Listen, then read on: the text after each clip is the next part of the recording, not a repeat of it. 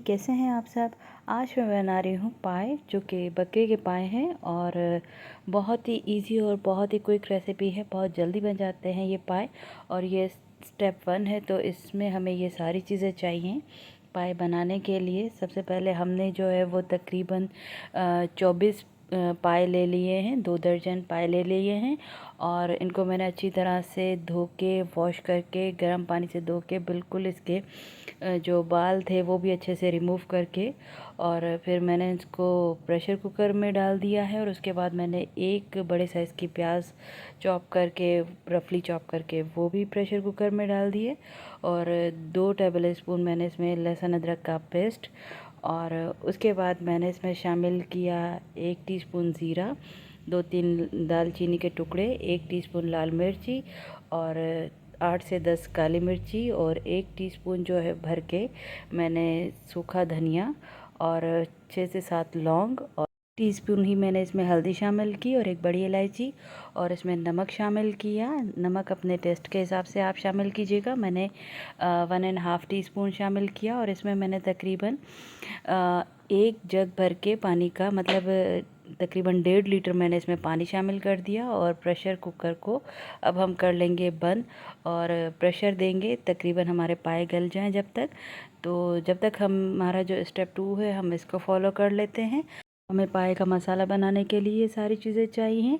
और तो सबसे पहले हमने ना 4 टेबल स्पून के करीब ऑयल ले लिया, और उसमें एक बड़ी साइज़ की प्याज जो है वो रफली चॉप करके मैंने उसको अच्छी तरह से गोल्डन ब्राउन कर लेनी है। ठीक है, गोल्डन ब्राउन हो जाए जब तक हमारी प्याज, और साथ साथ हमारे पाए की जो सीटी है वो भी चल रही है।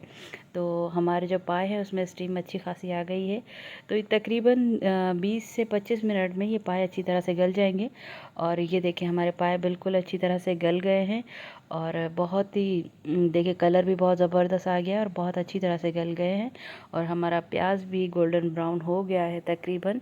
तो अब हम इस मसाले में शामिल करेंगे 1 टीस्पून के करीब अदरक लहसुन का पेस्ट, और उसमें मैंने थोड़ा सा पानी शामिल किया था ताकि हमारा जो प्याज है वो जले नहीं। और ये देखें अच्छी तरह से हमारा लहसुन अदरक भी पक गया है। तो अब हम इसमें 4 बड़े साइज़ के लाल टमाटर जो है वो फ्री चॉप करके वो ऐड करेंगे, और टमाटर को पकाएंगे। उसके बाद अब हम इसमें मसाला शामिल करेंगे।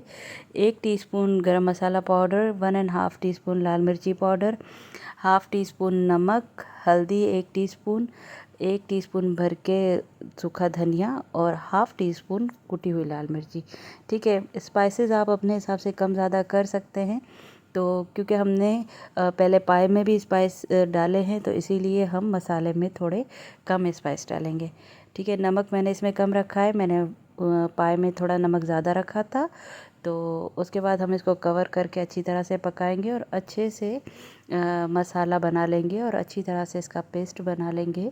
और हमारा जो मसाला है वो तकरीबन देखिए पक चुका है, और ऑयल जो है वो अलग हो रहा है। तो इसके बाद हम इसमें तकरीबन 1 कप दही शामिल करेंगे, और दही को भी अच्छे से पकाएंगे। और टोमेटो और दही जो है वो अच्छे से पक जाएगी, एक बहुत ही अच्छा सा एक मसाला बन जाएगा, कोरमे टाइप मसाला बन जाएगा। ये देखें बिल्कुल एक कोरमा बन गया है। और आप चाहे तो ग्राइंड करके भी टोमेटो शामिल कर सकते हैं इसमें, लेकिन ग्राइंड हुए हुए टोमेटो इतने मज़े के नहीं लगेंगे जितने के आप रफली चॉप करके इसमें शामिल करेंगे। उसके बाद जो हमारे पाए हैं उसमें से हमने हड्डियाँ और गूदा जो है वो निकाल के हम मसाले में शामिल करेंगे, और मसाले में अच्छी तरह से भूनेंगे इसको। ठीक है, मसाले में अच्छी तरह से भून लेंगे, क्योंकि जो हमारा मसाला है वो भी अलग से ना दिखे, और पाए और जो मसाला है वो बिल्कुल मिक्स हो जाए, और अच्छा सा एक सालन बन जाए कुछ इस तरह से। ये देखिए मैंने भून लिया है तो कितना मज़े का लग रहा है।